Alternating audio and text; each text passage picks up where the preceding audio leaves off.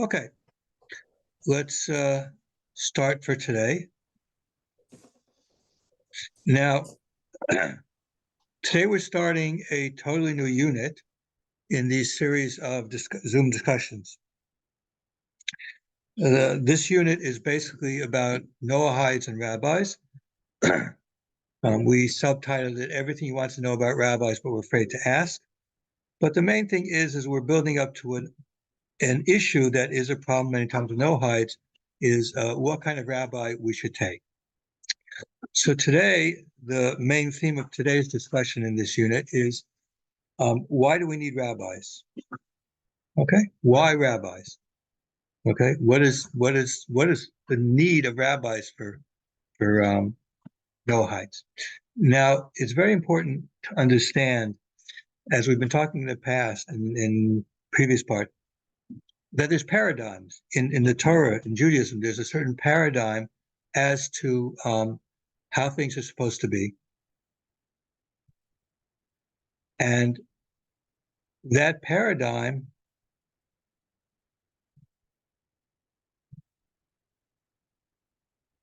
is important. And we have to see the Noahides, how their paradigm is also how it's the same, how it's different. So if we go back and look as far as, well, who decides things? If you go back to, again, as most Noahides had been evangelical Christians beforehand, Torah observers of evangelical Christians, the paradigm among evangelicals, going back to Luther, is quite simply this: one reads the biblical text, and one relies that the Holy Spirit is going to tell you what to do, tell you how to interpret it. This fundamentally is a concept that the text is something that's from above, and humans have no say about what it is. And the Holy Spirit inspires you as to what it actually means. Now, the problem is obvious from this when we even look at it in the beginning, is that if that were actually the case, how come we have hundreds and hundreds of different sects in Christianity? Why is it that among evangelicals, they differ on things so fundamentally? We don't see anything textually that gives it to them. There's nothing in the theology which would allow for being multiplicity. So if the Holy Spirit is inspiring Joe and it's inspiring Jim, that inspiration should give you the same answer. If that's what you believe the theory is of how your religion is supposed to be, it would be the same answer. But in fact, that's not the way we see. Since the Reformation, and even before the Reformation, but since the Reformation was true, we see quite clearly that that's not really the case. The case is actually that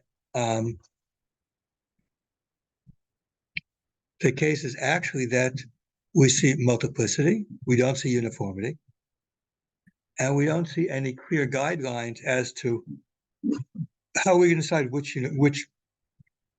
are we supposed to follow. Everybody is a free-for-all for each other, for themselves.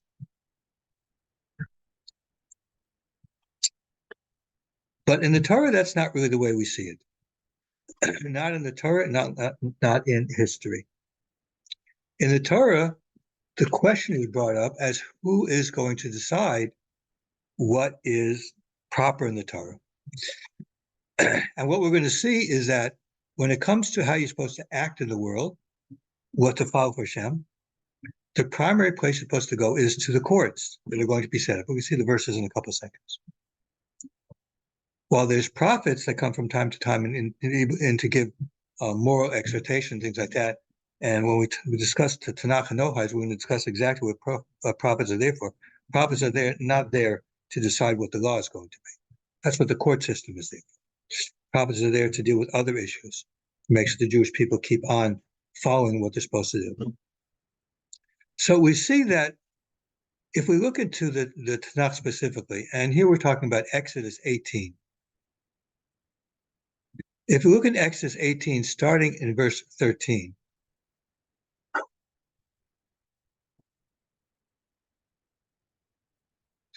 we see something that's quite interesting. Okay? In verse 13, we see that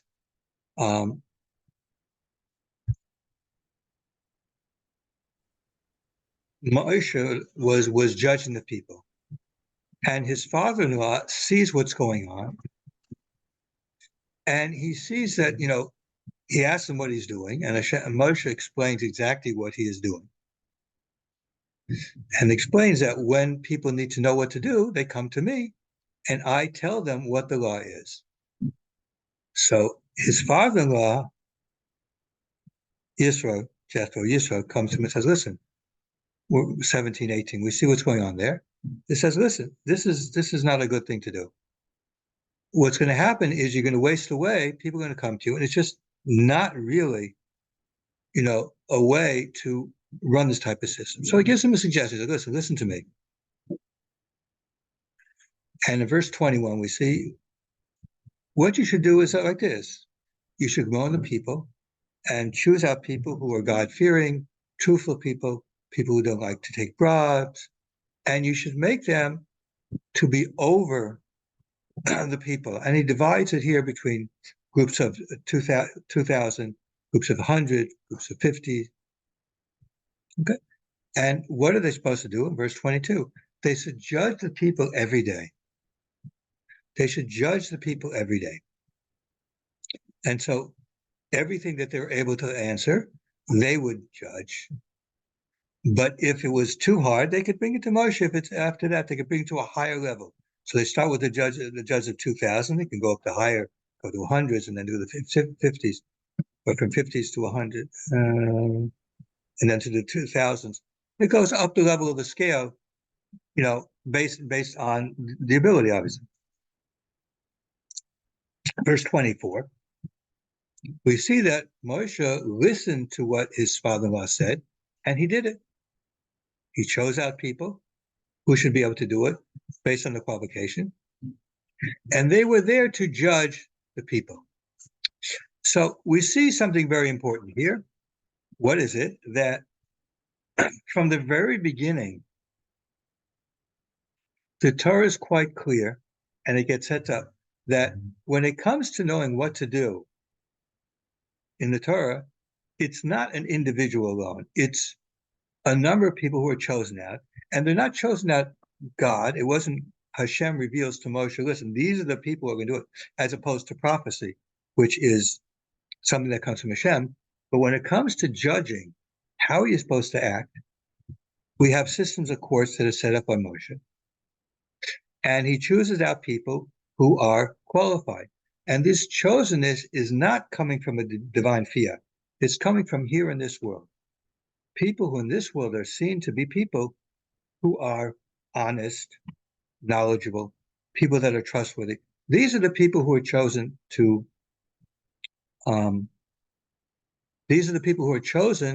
decide what it is. And we see this again repeated in two places. We see this repeated in the book of Deuteronomy. The first one we see in chapter 1. We see a discussion going on from 9 to 18. Deuteronomy starts off with Moshe repeating what was going on. So in verse 9, it says that Moshe said at that time that I'm not able to handle you. So Hashem should, of course, increase you. But what we're going to do is we're going to, since I'm not capable of handling you by myself, we're going to choose out amongst you. So we'll take from people from each of the tribes, people who are, it says, they're wise and knowledgeable, and we will set them to be heads over 2,000 and hundreds and 50s and stuff like that. They will be the heads there, and I will command them, and they will judge the people. So we see again repeated, and it says that they shouldn't favor one person or another, that they should be the people who should judge. So again we see, and again one more time I'll do it, another verse. In Deuteronomy 16, verse 18, we again see that it starts up, it says that judges and shotrim mean like policemen, actually.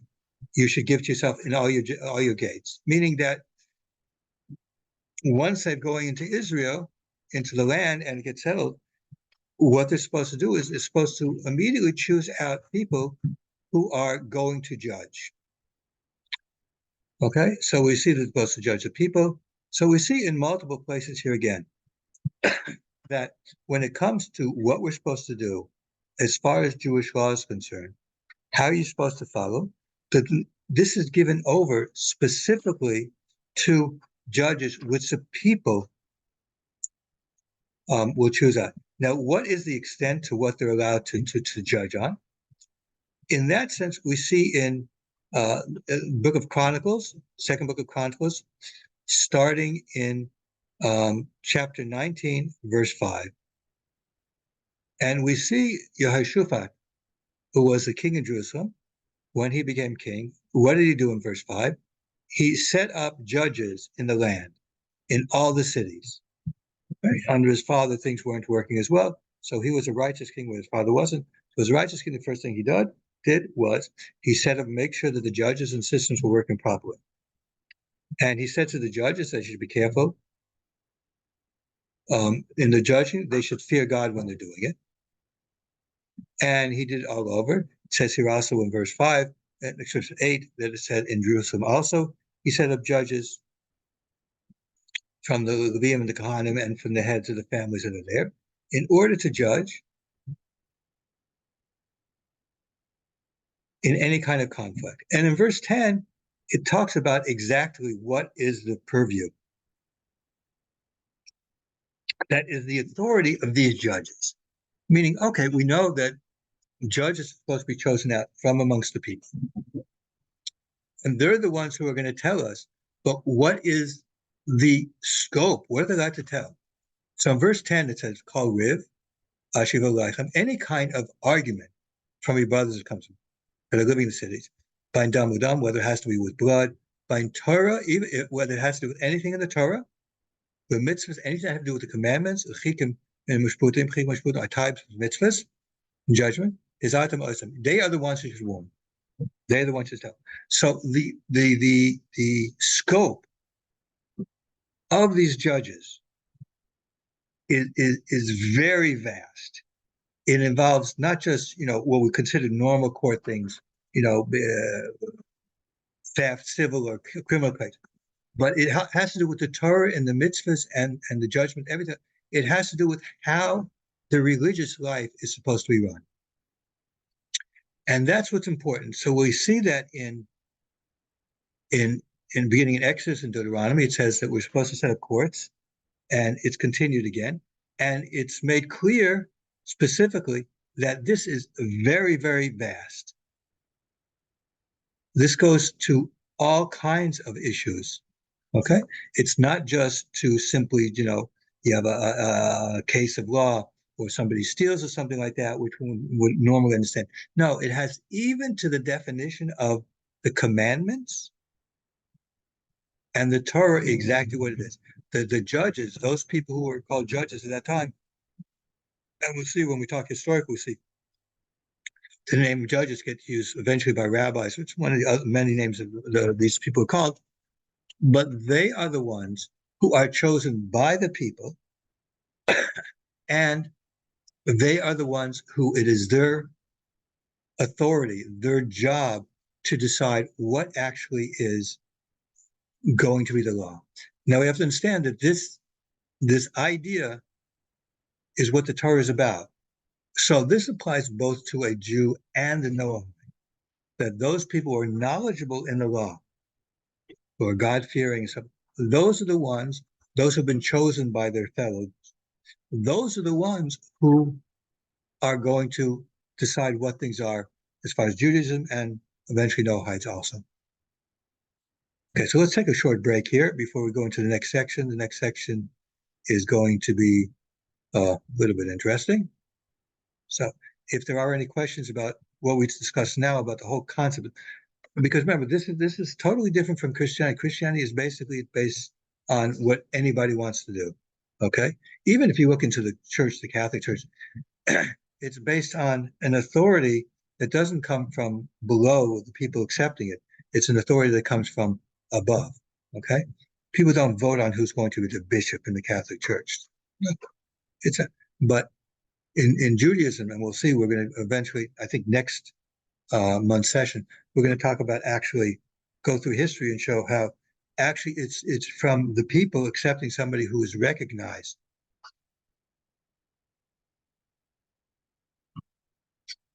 as an authority. Okay, she asked me a question. Are rabbis like a mix of judge, lawyer, teacher, life coach? Okay, we're going to go back talk what rabbis actually are and the qualities. That's going to come later on. Some rabbis can be any one of these. Okay, and we'll just when we get into it, but it could be all of the above, one of the above, some of the above, and not others of the above. Okay, when we talk about what the training is that we give to be a rabbi, it'll become much clearer. Okay, the one thing I can say is um, rabbi and pastor are not the same. Okay, not the same kind of thing. Okay, that's clearly different.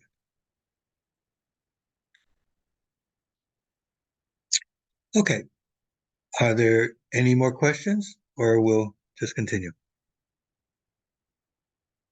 Oh, pretty quiet tonight. Okay. So now we see that to choose out the judge, but what actually is the authority that they have? Again, Christians have their pastors and stuff like that, but the pastors don't have biblical authority. Their pastors are chosen out, whatever they get chosen out or whatever. But what?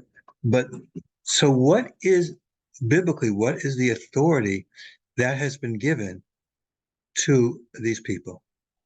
Okay. Now, there are a number of sources we can find it.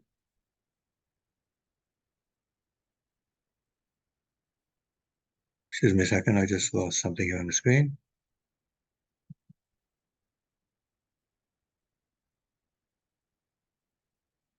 Let me just speed up onto my thing here. There's certain things I need here. Okay, so let's start. The most important passage which has to deal with it is in the book of Deuteronomy. And this is in chapter 17, starting at verse 8. Talking about these judges, what it says, if you have a question, if it's the word is yupule, which means something is wondrous, something that you don't know. Okay, if it's something, whether it's any kind of judgment with blood, judgment from din to din, what's the laws? Okay, any kind of disagreement within your gates, you're supposed to go to the place where Hashem is going to choose out, and you're supposed to go to the priests, the Levites, or the judges, because it depends on different period of time it was. And it says in verse 10, exactly the most important, you should do according to what they tell you.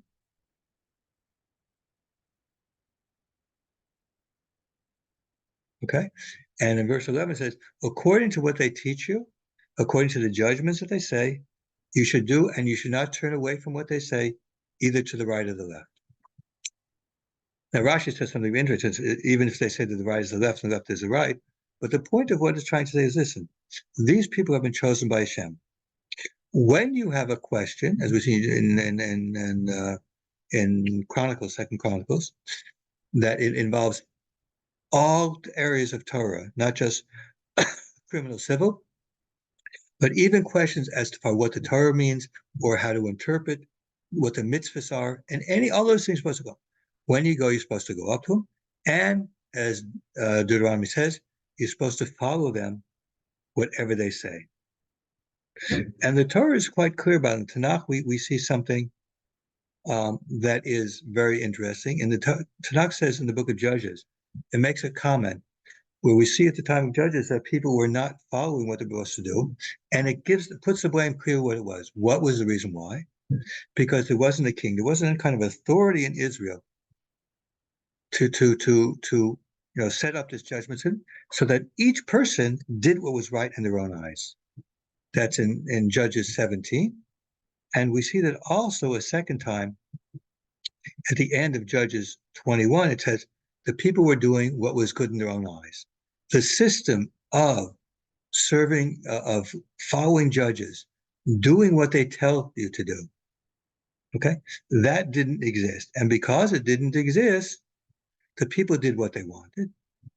What was ever good in their own eyes is what they wanted.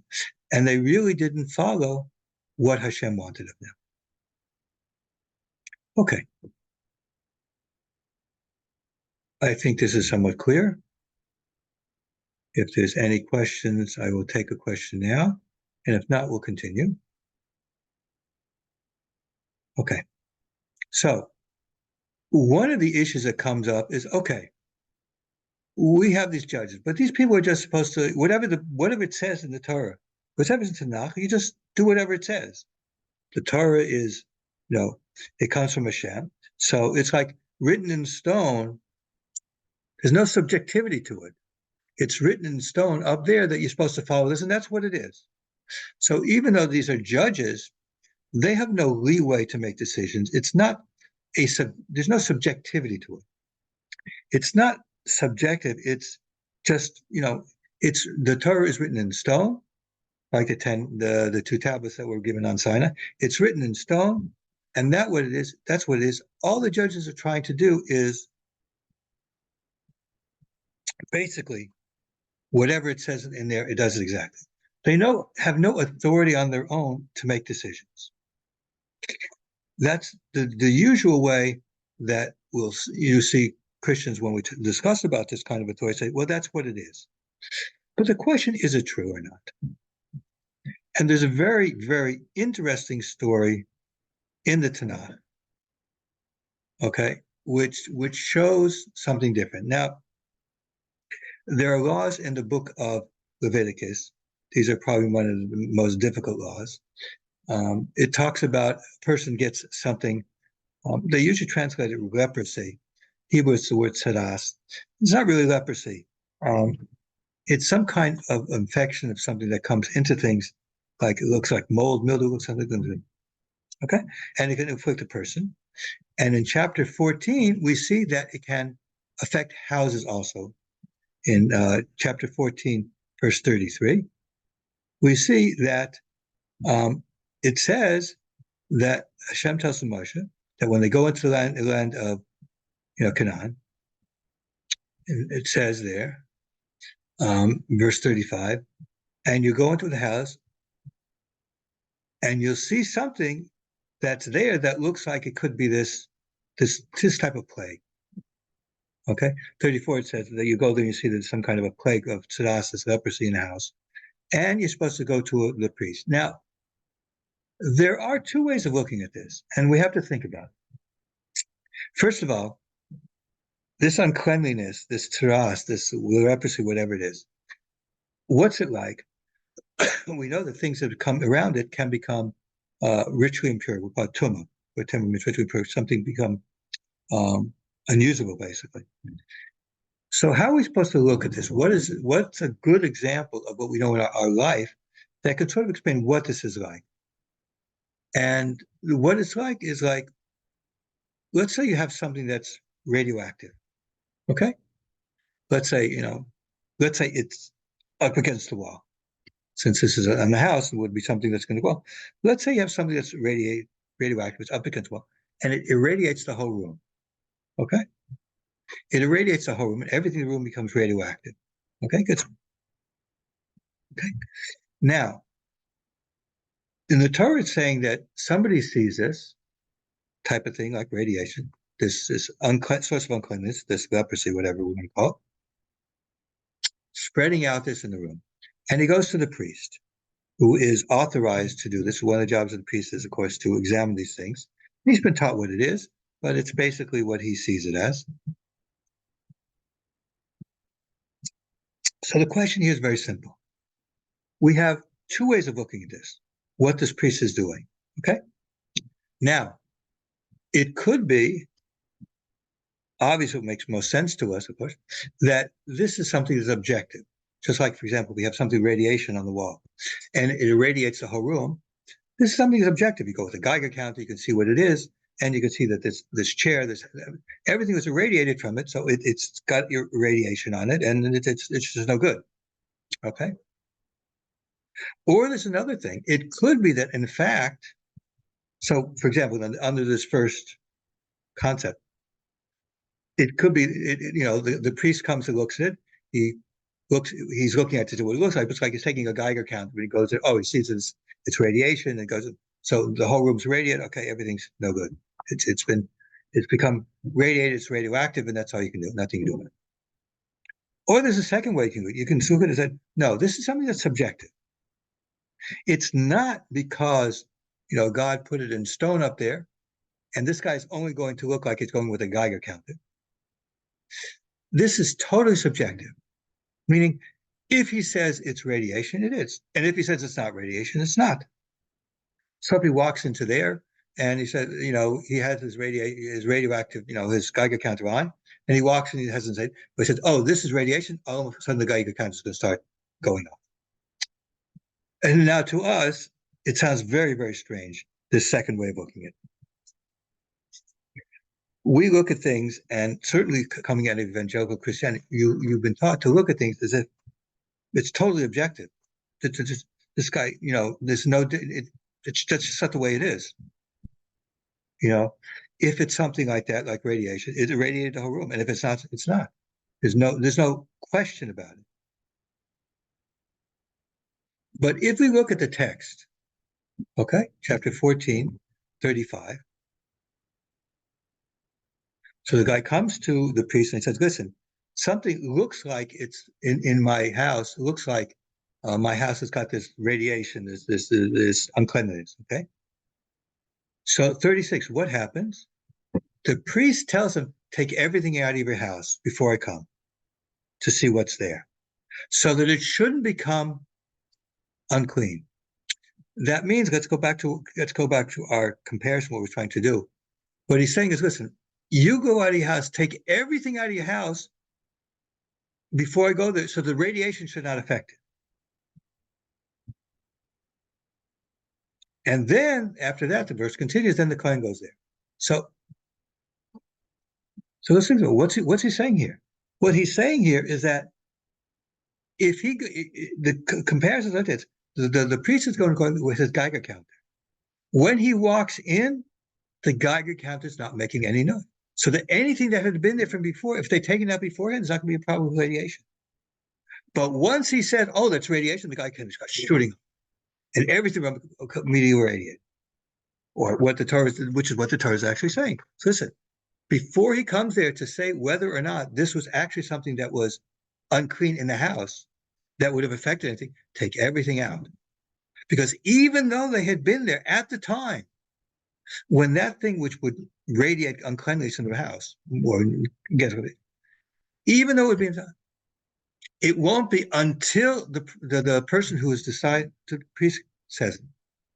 And that's the same thing with the court system. Until the courts make the decision, that's not what it is. It is what the courts say. Okay? Obviously, he's looking at it because of the colors that it says, the Torah says the colors. But it is, again, his saying it that does it. It's not objective, it's subjective. Until he says it is, it's not. It's just not. Unlike radiation, if it was radiation, which is the two of them is very similar, radiation to uncleanliness in a closed area like that. Just unlike radiation, which everything in the room would be irradiated.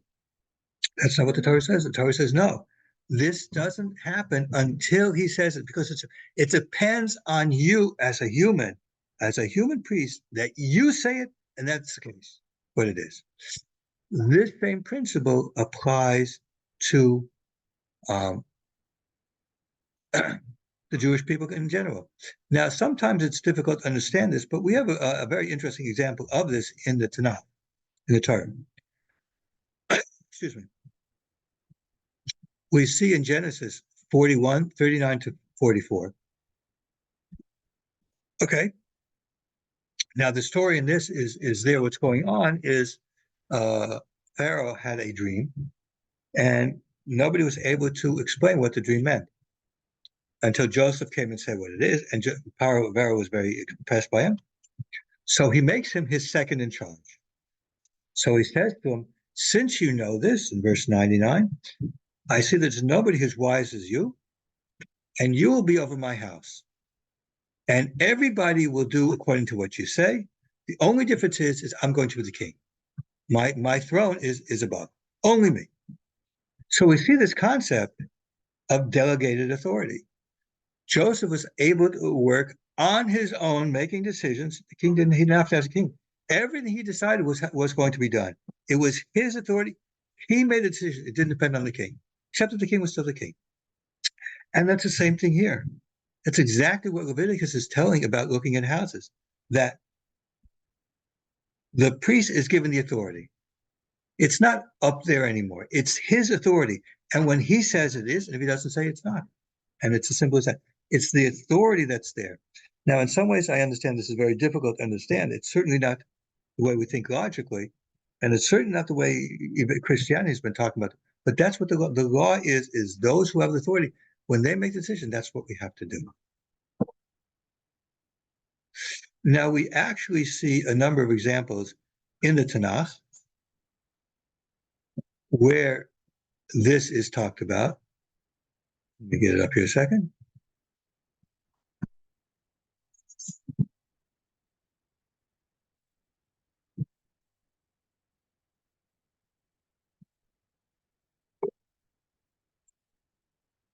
We see the same type of thing in the Tanakh. And the first example has to do with something that's purely a religious thing. In the temple, we had priests there. But the Torah doesn't specifically say how the priestly organization should go, what they should do. So what do we see? We see in the book of 2 Chronicles, chapter 8, verse 14.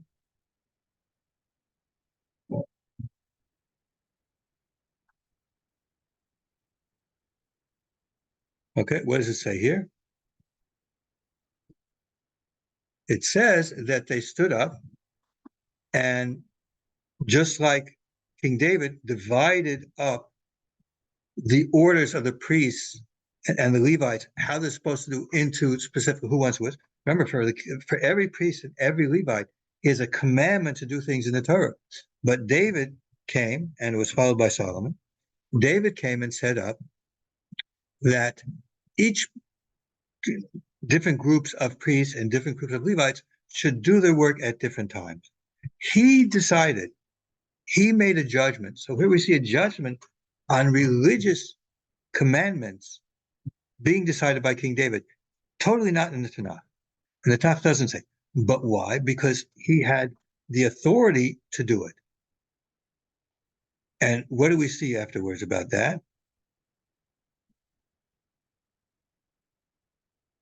We see this discussed again when they came back to build the second temple. We see in the book of Nehemiah, he tells them they should keep the laws of God and holiness. Those people would be singing in the gates according to King David and Shlomo. According to the way that David and Shlomo set it up, that there should be different orders and different jobs that different people to do when they set up the temple. They ordered what it should do. Okay, they had the authority to do it, even to build the temple. Well, there was a divine command that could do it. Okay, but how exactly it should be run was by not from a divine prophetic statement, but from David, Shlomo, and the religious authorities who were there. They decided what, and that's what was followed in Nehemiah. And even more, we see it in the book of Ezra, chapter 6, verse 18. It talks about that they did it, and how it said, according to the way it was written in the book of Moshe, meaning the Torah. So it's considered following these judges, doing what they say, it is considered mamish exactly as if they're following what the Torah is. The authority which has been given to them is such that, you know, it's basically like, you know, you have to follow what they say. Now we see two very interesting examples. This is what we see in the Torah, of course. The principle is there, and this principle follows through, and we see it actually in rabbinic writings also, which I'd like to bring here. There's a Mishnah in Rosh Hashanah in the second chapter that it's talking about one of the things that's discussed in the laws of that's brought in the tractate Rosh Hashanah. It talks about the new moons. When you decide when's the moon, you bring it to the courts, and the courts makes decisions about when it is. Okay, and so the courts decide when is the new moon. Now, in so doing, they have to look and observe its physical observance, and the courts there decide as to what it is. Now, the Mishnah brings one time that there was an argument. Okay, Rabban Gamliel, who was after the destruction of the temple,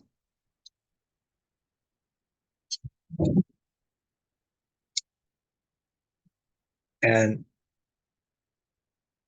Rabban Gamliel said, witnesses came, and they said something that one rabbi had said was not good.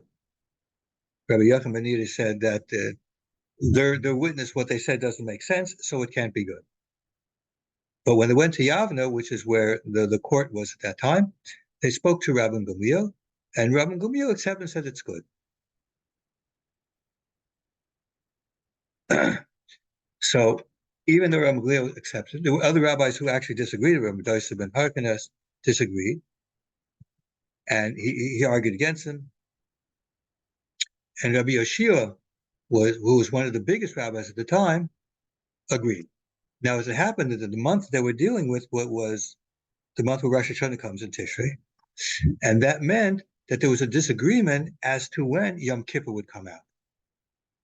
According to Rabbi Gamliel, Yom Kippur would come out one day, and according to Rabbi Yeshua, who disagreed with him, it would come out a different day. Okay? So the Mishnah talks about that. Now, if we look back to what we talked about so far, is those who were given the authority, it is their word which has to go.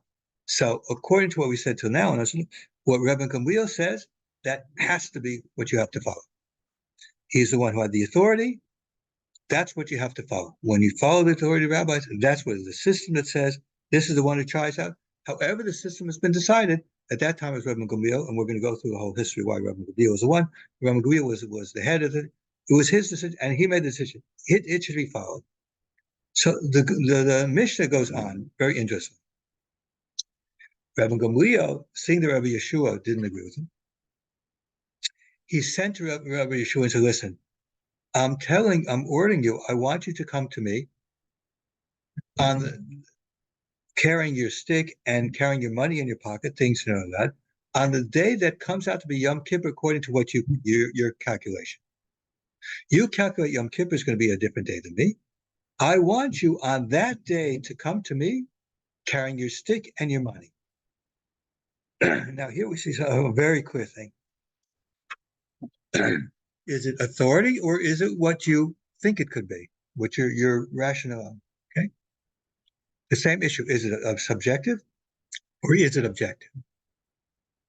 If it's objective, then Rabbi Shia has a right to disagree. But if it's subjective, then he doesn't have the right to agree. So the Gemara, the Mishnah here is discussing it. And Rabbi Shia doesn't know what he's supposed to do. He goes and speaks to Rabbi Akiva, who was a younger person there. And Rabbi Akiva says something very important. He says, listen, everything that Rabbi Gamliel says you have to do. Why? Because it says in the Torah that these are the appointed times that are called Kodesh, that you call them out. This means whether you call it it's the right time or the wrong time. We only have the holidays that have been decided by the court. Rabbi Shua went to Rabbi Dosa ben Harkanes, and he asked him what to do. And he said, listen, if you're going to ignore what he says, you would have to judge every single court from the time of Moshe, and anything from that you change over again. But that's not the way the system is. The Torah didn't set things up that way.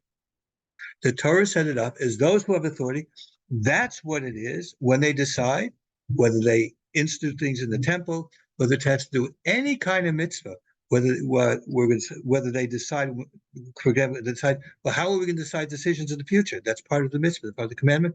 How they decide to charge, which we know is majority rule. Okay, in cases of majority rule, that was the decision that they had the authority to make, and once they make it, you're not allowed to contest it. So what happens here in the story, after Rabbi Akiva and Rabbi Dosa tells Rabbi Shua what to do,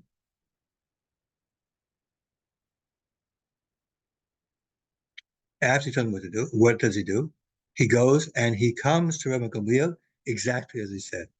On the day that he would have ruled that it would have been Yom Kippur, he goes on that day specifically with his money in his hand, and he goes to Yavna and he sees Rabbi Gamliel. And what does Rabbi Gamliel say to him? First he comes and kisses him on the head. And he kisses him and says, you should come in peace, my rabbi, my rebbe, my teacher, and my student. My rabbi, in that you're wiser than me, but my student in that you listen to me. This is a fundamental thing that comes from the Torah, from the Tanakh, a fundamental thing there. And the rabbis are quite clear about that. And it is part of our whole tradition coming from then, that those who have the authority that were chosen up based on the system, as it starts in the beginning, based on what Moshe says, we choose out those people. Those who have the authority, they have the carte blanche authority. What they say is, just like we see in Leviticus, where if the priest says it's tumah, everything becomes tumah, only from the time he says it, because it's his authority. When he says it, that makes it the case. So it was. This Mishnah is teaching us the same principle, that when Rabbi Gamliel said it is the new month, it is the new month because he said so, and everybody had to follow him. Rabbi Shia understood that, even though it bothered him. He's understood that the Torah says to do it. It's what Hashem wants us to do, and so what he did is on the day that he would have thought it would have been different, but no. Hashem says, this is the person with authority. He has to follow what this person says. He goes to Gamliel kisses him and shows him, honor and everything like that because of what he did.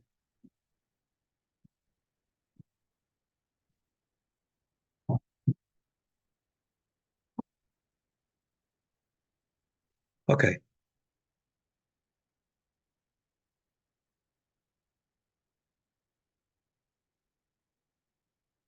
There's another very, very interesting Gemara, which I want to go up. Somebody asked me about deciding when Yom Kippur is nowadays, because we have our calendars. Okay, what happened is, this is very interesting. We're going to talk next month. I really want to try and do it, is tracing authority. How does it get to today? I want to talk a little about today afterwards, but how does it get to today? In about the 3rd, 4th century, in the land of Eretz Yisrael, there were a lot of decrees from the government. It became, remember, the Roman Empire was in control there, and it became Christian, and the Jewish people suffered very much. In fact, from that time on until actually the Ottoman Empire, the quality of Torah learning in the land of Israel dropped.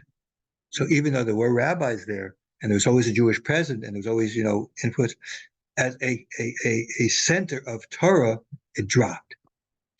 So at that time, there was a Rabbi Hillel, who was a descendant of Hillel, famous Hillel.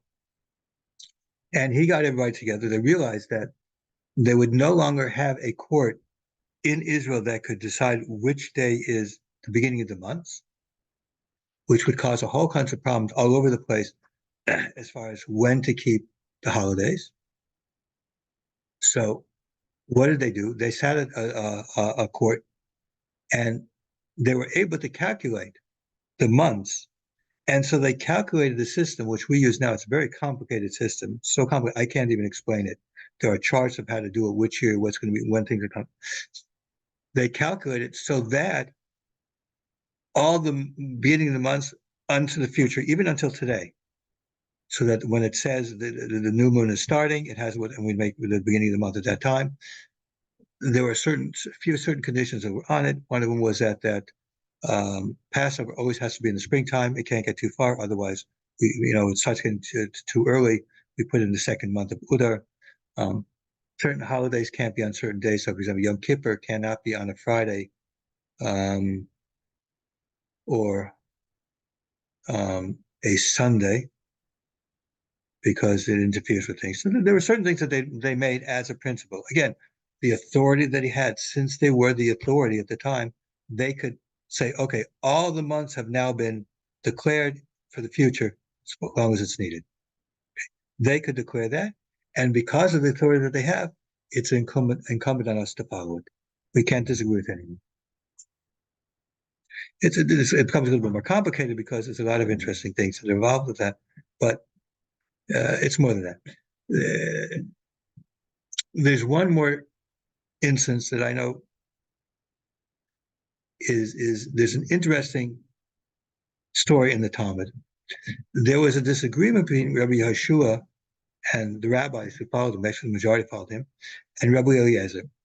It's very complicated. It has to do with, again, things that become clean and unclean, ritually clean and unclean. There was a disagreement as to what it is. Again, we don't know what tumah means, uncleanness. We really don't know. Okay, even though we've been told what the signs of it, we really know it's certainly not leprosy. It's certain, we just don't know. Okay, so we can't. So there was an argument about a specific oven as to whether it was clean or unclean. So Rabbi Yeshua and Rabbi Eliezer were arguing. The majority was following Rabbi Yeshua. So they argued back as to what it was. So Rabbi Eliezer could not convince them of what he was saying. So he tried to bring proofs, not from Talmud, but he tried to bring other things. So he said, listen, if what I am saying is true, the carob tree that's here should move away from its place. And the carob tree moved away from its place. Rabbi Yeshua says, no, that's not a proof of anything. So he says, listen, there was a river that was there. If I'm right, let this water show and go backwards. And the water went backwards. Rabbi Yeshua said, no, it should go back the way it was. It has nothing to do with it.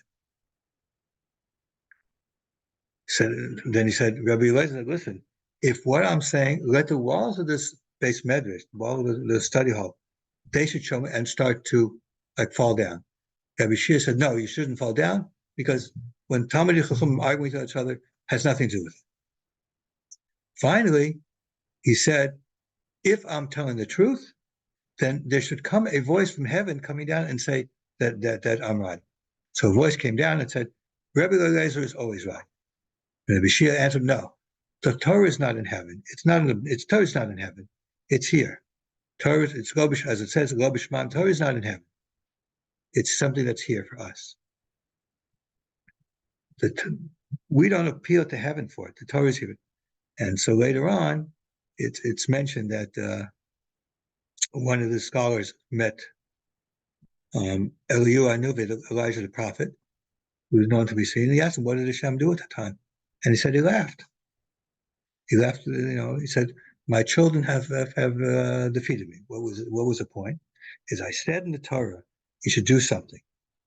And it was showing that what I'm saying, let's see, are you going to listen to what I taught, what the Torah says, that you're supposed to follow the authority, or are you going to listen to other things like that, signs and wonders and stuff like that? And my children won. They succeeded. Okay? I allowed these signs and wonders to happen, but they succeeded and they continued and they followed what the Torah is supposed to say, that we're supposed to follow the authorities that are there and not supposed to listen to anything other than what the authorities say. Okay, let me take a break a second. That was a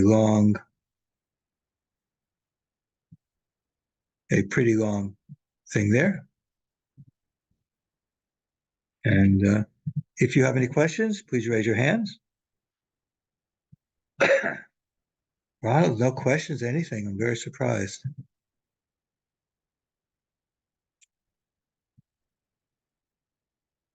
No questions is very clear. The point being is that we must understand is that the Torah system that it sets up is such that the ones we're supposed to follow are the rabbis.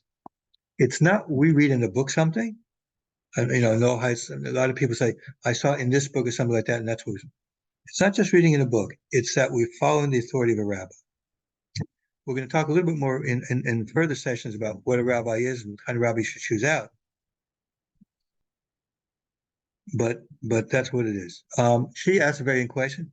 Can later judges dispute earlier judges? Okay. We're going to talk about that in our tradition. But essentially, that's correct, depending on the judges is not really the case. Let's put it in the sense of rabbis. Can rabbis disagree with other rabbis? Say 1 generation earlier. This rabbi made a decision. This rabbi was called, okay.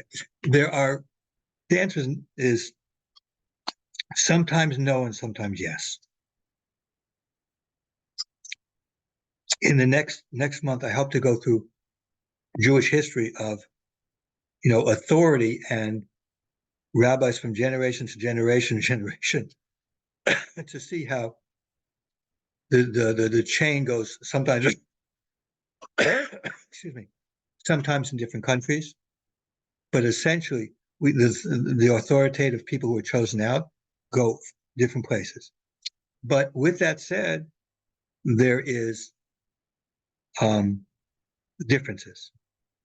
So, for example, the rabbis in the Mishnah have more authority than the rabbis in the Talmud. So, for example, a rabbi who's from the Talmud, period of Talmud, we'll give this next month, we're going to get to exactly what it is, but they're called Amarim. And those in the Mishnah are called the Tana. An Amora, that's the singular, an Amora cannot disagree with a Tana. Okay? All he can do is say, this Tana says this, but there was a different Tana that says something different. So there's a rabbi from the Mishnah time said this, and a different rabbi from the Mishnah said, I followed the other one. The view that I got came from the other one and not from this one. Okay? But he cannot say, I disagree with all of those. Okay? Because he's in a different situation. And the reason why is because things change. The Mishnah was written down. We're going to talk about it next week. The Mishnah was written down at a certain time because there was a significant drop in the ability to learn and study and things like that because of the many, the suffering the Jewish people had under the Romans or under the Persians or in different places, depending really where it was. Okay? So we're going to see these periods of time. Many times the periods happen because socially there was an upheaval in the way the Jewish people lived, and because of the upheaval, things became different, and people recognized. Like, for example, the time until World War II, everybody agrees what it is, but from World War II on, I believe that we're going to recognize that World War II is actually the break from that period of time, which is called the Achronim, the later ones, and they're going to give a new name to those after World War II, because we can see, those of us who are old enough can see that the quality of those rabbis and the breadth and from those who were before the war and those who are growing up now, even though they're knowledgeable, we can see the qualitative difference. Okay, it hasn't become accepted yet, but I believe that eventually it will become accepted.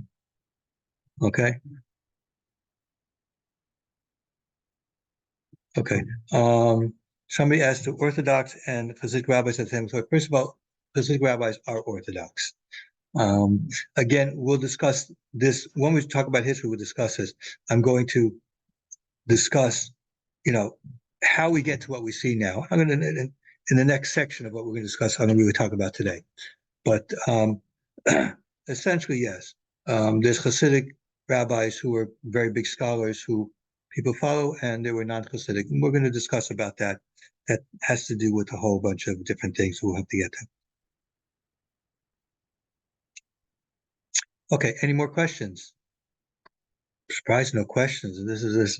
This stuff is like so totally different from what evangelical Christianity tells you to do that okay. To what extent, oh, so this is interesting. To what extent do Noahide judges have authority? Okay. We're going to have to get about that is who is authority for Noahides at the moment.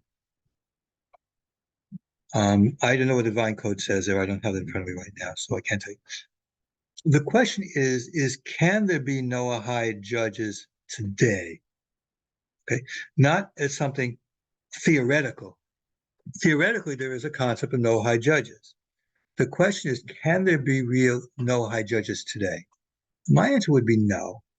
And I know some other people agree with it. The reason why is you'll have to, we'll discuss next time, not next time will be more historical, the one time after that. We're going to discuss about what people learn to be rabbis, what have we done. And once you see the amount of knowledge you have to have, and certain things of what there's restrictions of what no has, you can't really have. What you can have is somebody who is might know more than other people, who you could ask, but this person has to be God-fearing enough to realize what his limits are. Okay, so somebody who, like, for example, somebody who follows Rabbi Weiner, for example, the Divine Code, would have to realize when he needs to ask Rabbi Weiner a question. Okay, or when it's something, where the things are, because even today among rabbis, there are rabbis at a different level. Okay, I remember once going to my rabbi asking a question, and he said he couldn't answer the question. Not that he didn't know it, but he didn't feel that he was on the level of authority at that time that he could answer such a question. So he sent me to another rabbi who was much later, much older and much more widely accepted. And I went to him, he answered me like in 2 seconds, the question. But, okay, so this is the concept. Again, right now we're going to discuss about rabbis, and in doing it, I'm going to explain pretty much what the situation for Noahides and how difficult it is really for how to make decisions. I mean, decision making is not an easy process. Okay, anybody who's had to speak to me privately about certain things, asking me questions, knows that when it discusses it sometimes or seen some of my answers, sometimes it's not clear. Okay, so we have to understand that, and that whatever. But essentially, as far as Noahide is concerned, at the moment, Noahide should have rabbis that they go to. We're going to discuss this. It's going to be that's what this unit is about. Is how to choose a rabbi and what it is. What is has to be abundantly clear from right now, from what we've been discussing now, is that the Torah way is we go to authorities for answers. We don't go to books. We go to authorities. And that's what we're supposed to do. The books are written for reasons to make it easier to learn. Divine Code is very good, but it's written for people to learn what the issues are and be able to go into it. Not always will, if you've heard me discuss it, I don't always agree with the things that he says, because there's other authorities that I know of, contemporaneous or even whatever, who disagree with certain things like that. And I explain what the Rishon, I know what he is. This is something normal. We talk about rabbis, we're going to get into differences. And in fact, I'm going to clear out to something that most rabbis won't do. I'm going to give you exactly what my philosophy of dealing with Noahides and answering questions for them, and exactly the reason why. Okay, it's not just I read. There's actually a reason why, and anybody you should really be able to ask. Okay, why do you say that? Why is that?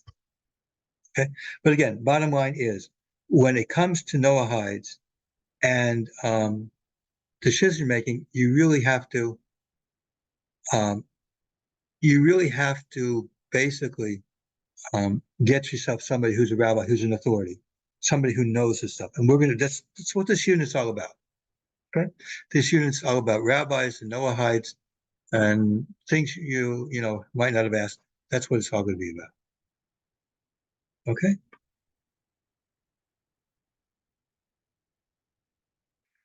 Any more questions? Ronald, you're very quiet today. I wonder if I put you to sleep. Now, she always asks me questions, so I don't worry about that. If she didn't ask me a question, I would really start being afraid. But okay, anyways, what I've done this, by the way, if you haven't noticed, I've actually taken my discussion and divided it into parts, subunits, so that I could stop at different places when I've discussed finished things. So let's go into the last thing that I want to discuss about today. And this is a little bit more, we're going to get into a little bit, but it's something, I want to tell you what today looks like, okay? What Judaism looks like today. But in order to understand it, what you have to understand about Judaism,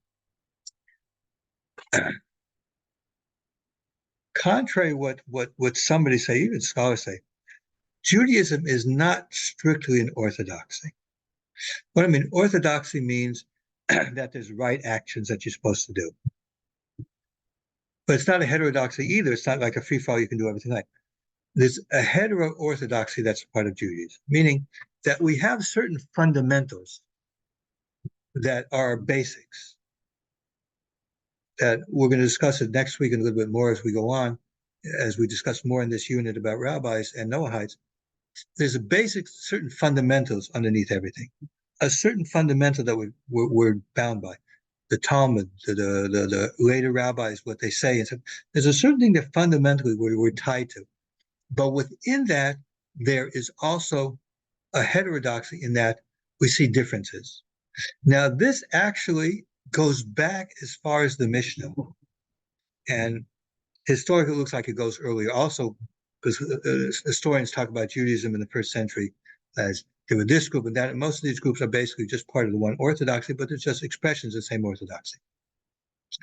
But in the Mishnah, we see already, the Mishnah says something very important. In the chapter Pesuchim, in the fourth chapter, it starts and says this. The chapter is called Mukum Shenahagi, in the place where it's the custom. So it says it, in the place where it's the custom to do work the day before Passover until midday, you can do it. And the place where it's not the custom, you don't do it. You don't work. And the Mishnah continues discussing various things where in some places there's a custom to do something, in some places another custom. And it says, in the place that has this custom, you follow that custom. In the place that has this custom, you follow that custom. Both the customs are, there's no orthodox say, well, if you follow this custom, okay, you're going to hell, you're wrong because our custom. No, Judaism always understood from the beginning that when you have various different court systems, unless there's a system that you can actually decide, and most of the times it wasn't decided because it's fine. It doesn't really affect her. That if it's a custom, that's fine to have different customs in different places. There's nothing wrong with that. You have to follow your custom where you are. You have to follow. The rules are that this is what, and the court systems decided this is part of the system that came out from the court system. So when it says in Chronicles that these judges are supposed to decide things about the commandments and everything like that, the Torah and the commandments, that included saying, well, how are we going to decide the Torah in the future on these things? And so things like majority rule, things like local custom, all these kinds of things came into split. When the Talmud says, okay, we decide the halacha is according to this person, we discussed some of that last week, last month, that the law is according to this person, that's who the law is like. Although there may be other opinions, but the law is that because the decision is, when we say who the law is, that's who the law is. And other views are just, they're other views, but they're not invalid. So that's very important to understand. And in fact, what's interesting,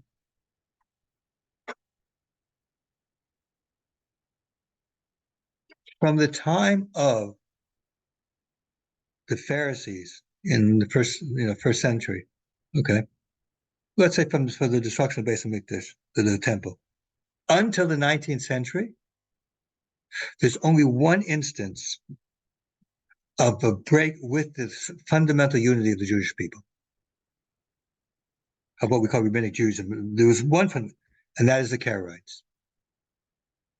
Until the Karaites in the 8th century, I believe it was, until the Karaites came in basically at the end of the 8th century, there was no difference as far as that. We have a tradition, we can go from generation to generation, but essentially there was no break in the fundamental concept of what rabbinic Judaism is about, is that we have system of rabbis. We're supposed to follow these people. We'll discuss a little bit how local customs started changing, but essentially there was only one break, and that was the Karaites in the late 8th century under a person, Anan ben David, which was his name, who started it. Didn't exist beforehand. It didn't exist until then. Who argued and disagreed against the rabbi, but disagreed with the rabbis.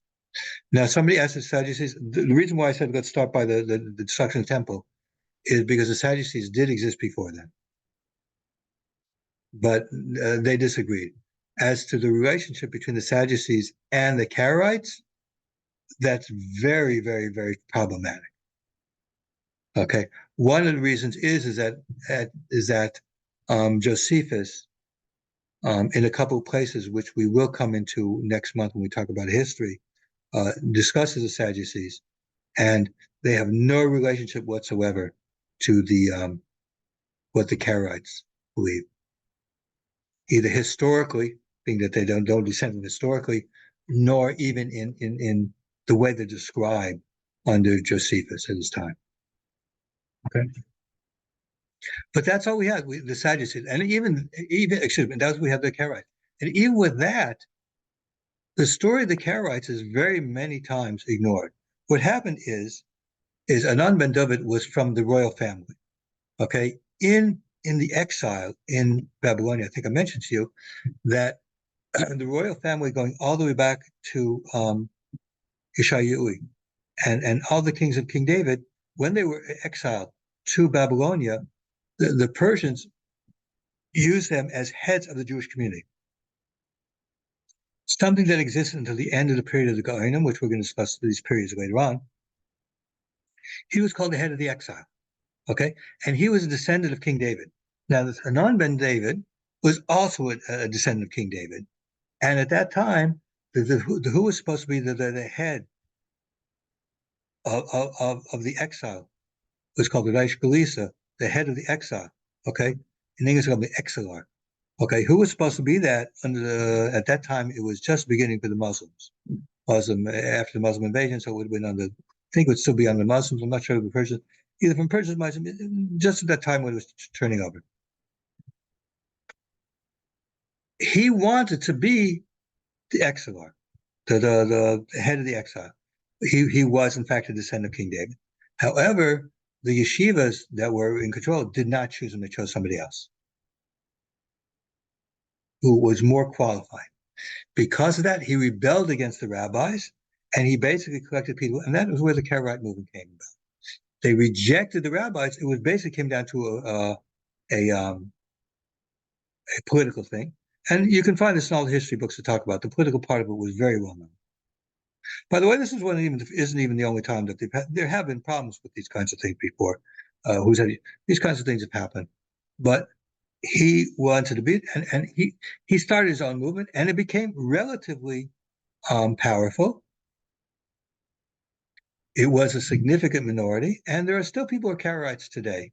But the problem with the Karaites, basically, what you find with Karaites is they eventually had to do what the rabbis did. They have to set up their own traditions. Okay, so they had to make their own system eventually. But again, the point that I'm making that about is that while we have this hetero-orthodoxy for Judaism, and it'll become much more clearer next month when we talk about the chain of rabbinic authority, rabbinic tradition, how it goes into different countries, where it goes to, and everything like that.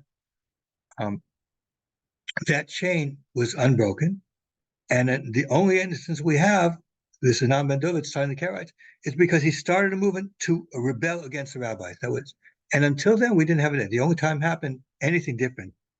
The next time we find a rebellion is actually in the 19th century with the Reform movement, who rebelled again against the rabbis and rabbinic authority. And that, unfortunately, is still here today. But until then, we didn't see anything. And again, the Reform movement was actually an outgrowth of the 18th century Enlightenment, a school which was 18th, 19th century. And essentially what they tried to do is, rather than looking as Torah for authority, or the divine authority, they tried to integrate into European society and just not follow things. And an interesting thing about the Reform is Reform never existed in the Sephardic lands, in the lands that were basically under Muslim control. It never existed there. It only was something that happened in Europe, never there.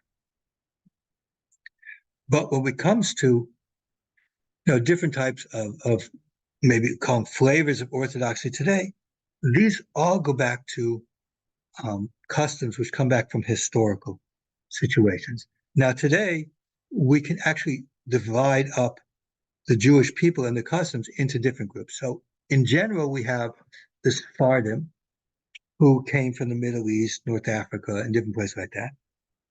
And the Ashkenazim, who are basically Europe. Because when the Jewish people were exiled by Rome, the Jewish people were exiled from the land of Israel in the Second Rebellion in 132 under Bar Kokhba. They came into Rome, and from Rome they went from Rome to Europe, to like Germany and stuff like that, which were new places in Europe. And so we know Jewish people lived there at that time. So these were called Ashkenazim from Germany. Now the Sephardim are divided themselves into different groups. There are those who come from the Spanish-Portuguese tradition. And as we'll see next week, there were Jews living in Sephardim who lived in Spain. And after they were exiled, eventually they came to places within the Ottoman Empire. Okay. There's another group we call the Adas Mizrach, the Eastern Jews. And these are the Jews who lived in places like Persia and Iraq and places like that. And they had their own customs. Then there were the Yemenite Jews, the Jews who lived in Yemen. Yemen was pretty much separated from the rest of the Jewish people for quite a long time. And they didn't have as many scholars down there, so they just followed customs. They basically followed the Rambam, basically. That was their book. But, okay, they were separated.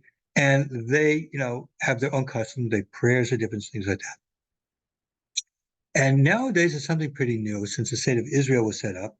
Avodah Yosef or Shulam, the Tzaddik Abuka, was one of the main rabbis for the Sephardim in Israel. Calling rabbis sort of anachronistic because they actually called Chacham in Sephardic lands, but in Israel it's the name rabbi anyways. And so he tried to institute what he would call like regular Sephard.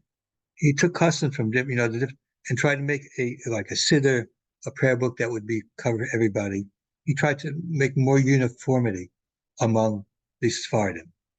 So you find that now, but basically there's groups that are just different, and people follow the different customs. Now among the Ashkenazim, it's also very interesting. First of all, you have the students from the Vilna Gaon, who was from Lithuania, and this was called the yeshiva movement. Now, again, we're going to go into more of the history, so it becomes a little bit more different. Sometimes they refer to as being Litvish, and these are divided into basically two groups. There's the yeshivish Litvish, sometimes Haredi also was named for them, who are the more religious. They're centered around the yeshivas, whether in Israel or in America. Their identity or grouping goes around the yeshivas. Okay, and it's good to know that because some of the people we're going to meet here, or from Noahides, you'd be interested, where they came from. And also among the Litvish, there's modern Orthodox. The father of the modern Orthodox, we're going to get him later, was a Soloveitchik, who was founded YU, Yeshiva University. And that's basically the bastion of rabbinics and everything, but for what's called the modern Orthodox. Okay, that's it. Then what you have is a Hasidim. You just go back to the Baal Shem Tov in the 18th century. We're going to do next month. We're going to start going, and I'm going to try and give a whole history of even the main points about the Hasidic movement. Hasidim look like me, although in Jerusalem you'll find that Litvish are people who also look like me because the dress that I have is actually what was the traditional dress in Eastern Europe. How Jews got to Eastern Europe, you'd have to turn in next week to find out how the Jews end up being in Eastern Europe, but that's a different story. So that's a Hasidim.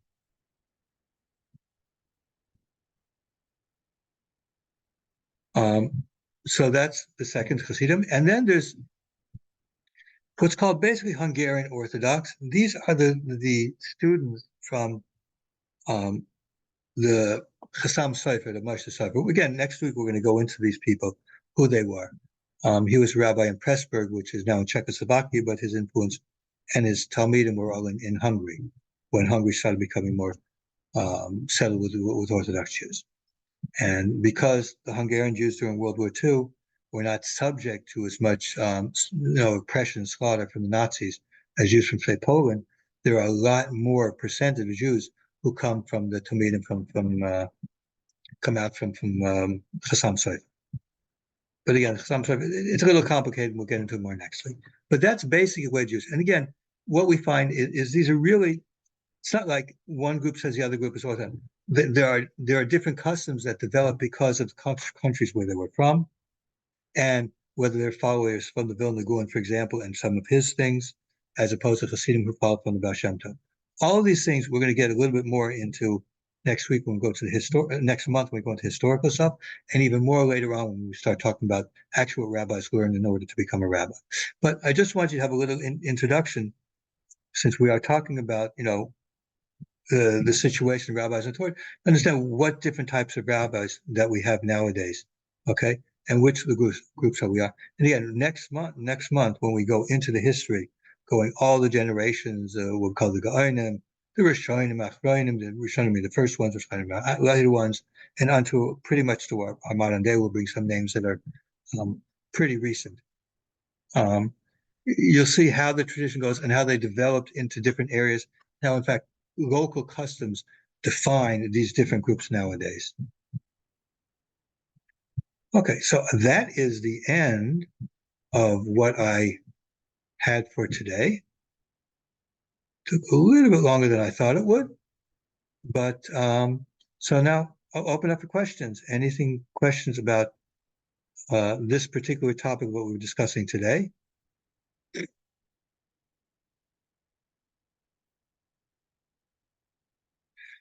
Let's see, nobody has anything written there to answer, so that's that. Please, any questions you have? Ronald, you're very quiet. I guess you knew everything I was going to say, so there's nothing to ask about. Either that, I was extremely clear about what I was saying, so not quite sure. The verses you cited were spot on for sure.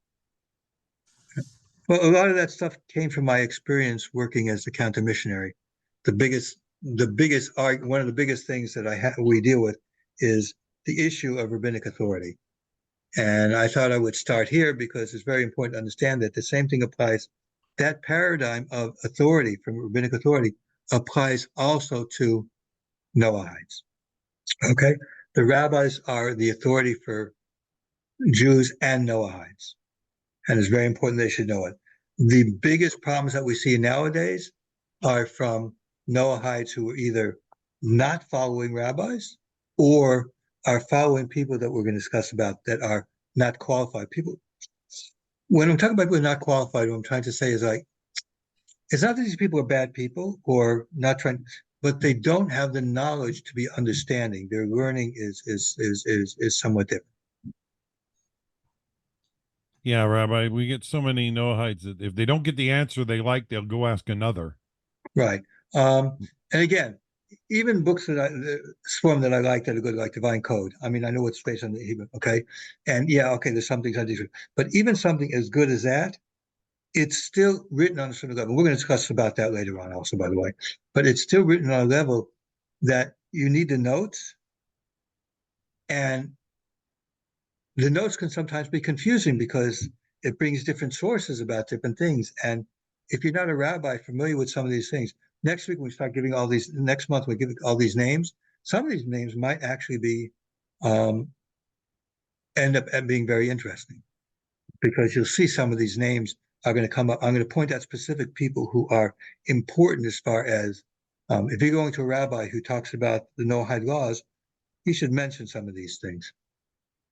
Okay, and if he doesn't, then he's a nice guy, and he might give some very nice lectures and certain things, but you just have to be careful about when it gets to legal stuff.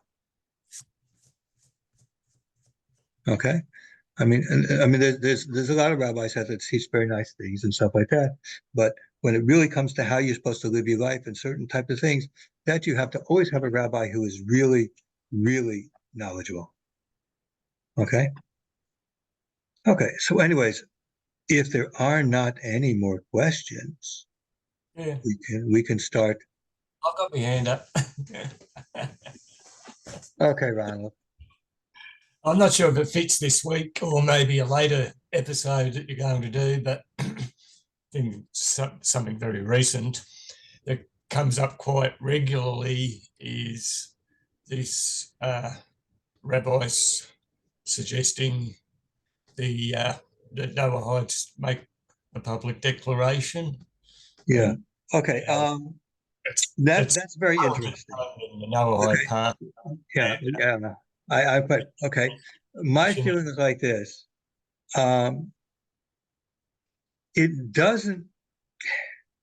This is going to be very complicated. Okay, because it has to do with a couple of views that exist. Let's take the majority view. Okay. Overall majority view, hold Rambam, is that the Noahide laws are obligatory mitzvahs nowadays for Noahides. With that being the case, a public declaration doesn't do anything for you really very much. Okay, you can't become a ger toshev because ger toshev doesn't exist, as we talked about last week. That can't exist unless there's yovel in certain situations. So you can't become a ger toshev. So essentially, what does your proclamation do? Essentially, halachically, it doesn't do anything. Now, that doesn't mean it's not a good thing to do if you feel like you want to do it. I mean, it certainly is an advantage to say something before three people. It makes it a little bit stronger for you. You might feel a little bit more obligated and stuff like that. But as a real status change, it doesn't do. Okay, that's it doesn't really affect that. I know the rabbis who do it all the time. Rabbi Cherky does. There's others do it. And in a sense, I understand it's something that psychologically can have an effect on somebody's Noahide, because actually with Christianity you have the concept of conversion, and you're actually doing something that makes you feel like, and just being a Noahide saying, okay, I'm going to start doing it, just might not do it for you. So maybe, so if you have that, before three hours, okay, so it's I've done it, it's like I'm almost, we're not converting, you're saying, as we talked about last time, a Noahide is basically an Orthodox Gentile, an Orthodox boy. That's basically what you are. You're doing what you're supposed to do as a non-Jew. So it doesn't do anything, but again, I can see it. So I'm not saying you shouldn't do it, and I'm certainly not telling you that you have to do it. I'm just saying it's the kind of thing, if you feel it does something for you, all right, fine, no big deal. But if it doesn't, you don't have. Now, that's according to the majority view. Okay, everybody holds. I have to agree with the majority view is that no. However, there's a Gemara. There's this passage in the Talmud that says that when the Torah was given, Hashem saw that the nations were not following the Noahide laws, and He nullified them. Meaning that when you do the Noahide laws, it's not you're doing because you're commanded. You're doing it if it's not commanded, you're just doing it because you want to. In that case, a public proclamation that you're doing it puts it in the form of its being a oath. And an oath obligates, just like when the Torah was given, the Jewish people took an oath that they're going to take the commandments. Taking an oath changes it into more of a obligation.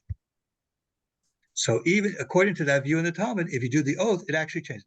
But none of those people who are giving having these three people coming and making the statement, they don't hold from that opinion either. But if you had from that opinion, doing it would have actually some kind of value. But most people don't hold from it, and so I don't really see it as a as any kind of requirement or whatever. If you want to do it, that's fine. You've now, according to every view that might, even a view that seems to be, not held by the majority, even they would hold it to your denial. But otherwise, it's just not necessary. It's not necessary. It's one of those things. If you want to do it, you can do it. If you don't, but certainly if you do it, don't hold it that you're better than somebody else.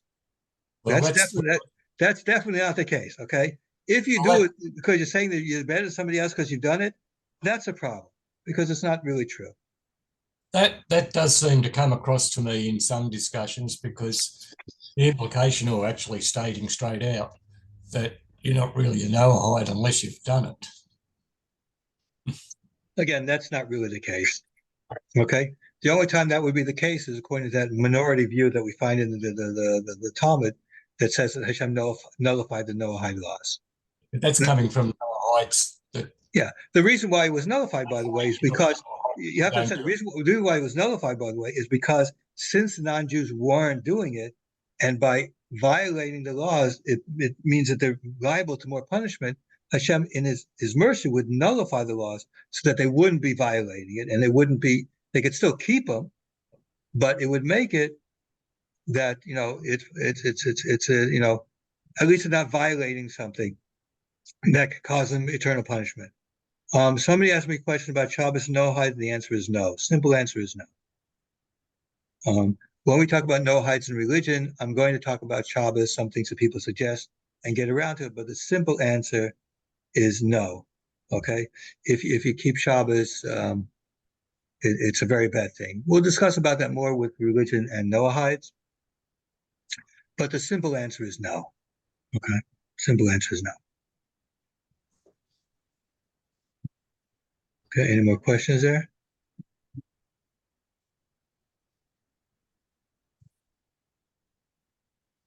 I don't see.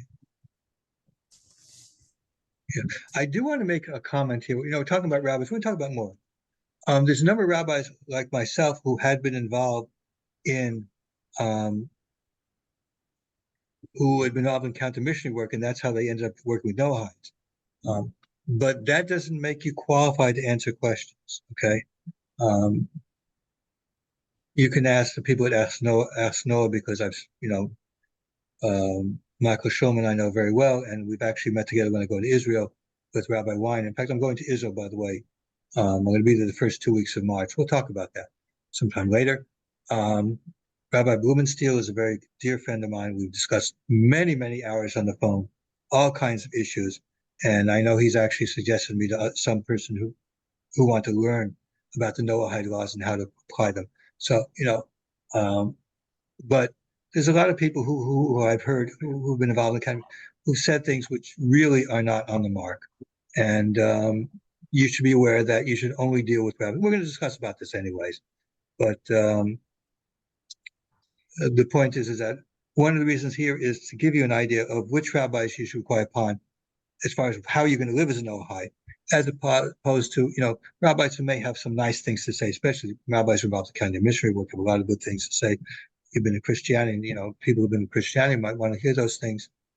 And I'm involved in that kind of stuff also, but when I'm dealing with Noahides, I try to keep it on Noahide stuff, not on counter missionary stuff. Although maybe sometime I will give some classes on that stuff also. Okay, any more questions and issues? It's actually going to be a little bit longer than I thought it would be. Dan, anything else? Or we're going to start wrapping it up? If you want to wrap it up, Rabbi, that's up to you. I'm not broadcasting, so I'm not got nobody out here in the live media. Maybe the third session I will. Veronica's been here the whole time and she hasn't said a single thing. Yeah. Surprising. Well, she's been traveling a lot, so she could be worn out and just happy to be here. Okay. She's always got something good to add if she does. Okay. Anyways, we will again. There's 2 more tomorrow, 11 a.m. New York time, and then 7 p.m. New York time. So we will go. Basically, the materials can be basically the same. Nothing much new. Just if you think overnight you have a question you didn't have, certainly you're free to come, or you want to review whatever it was, what I said again. Okay, that's also fine. It doesn't make a difference. The point of this is again, essentially, we're doing this for the discussion as much as for Veronica says you have a cult. You should have a Refuah Shleima. Means Refuah Shleima means you should have a complete healing. What the purpose of this is primarily, for more. Obviously, there's a lot of material here that we're discussing as far as how to be Noahide, but it's really the interaction which is really important. That not just that I do it as a lecture, but everything I say, there's always going to be stuff that's just totally different from what you knew from before you were starting the Noahide path, Christian background, and even things that you haven't even been told about now. And that's really what the point of this is we're trying to, get these things out, new things, ideas, and also get Noahides to recognize the paradigm in which they're supposed to run in their life under. Okay, so that's basically what it is. But I will leave it at this because next month we're going to go into a bunch of different things. There's a bunch of different. Anyways, this is the first one by Dan. You should know. You should really. This is the second unit, but it's the first one. The second. It's not the fourth one because it's the second unit. The first one of the second unit. Okay. Because I divided. It's like this. I have to do. The way I always work in everything I do, I divide and break things down and try and do a certain order so that everything builds on earlier and everything's a point. So this unit we're talking about rabbis, which is the next thing, is who you're supposed to listen to. Okay, who is qualified to listen to? Because there's not just one guy out there. There's more, and there will always be more people coming up over time. So there'll be all people coming in, and you're going to want to know how do I know what this guy if he knows it? Okay, so that's part of the unit is going to be discussing about that. Not next month, but probably the month after that is when we do it. Because I really can't do more than 1 month with a full, my job and stuff like that. Too many obligations. Maybe one time we'll be able to. I can actually retire, but that's what's the important thing is really for Noahides to learn the proper paradigm and how they should do things. Okay, if that's it, I'm going to stop the recording.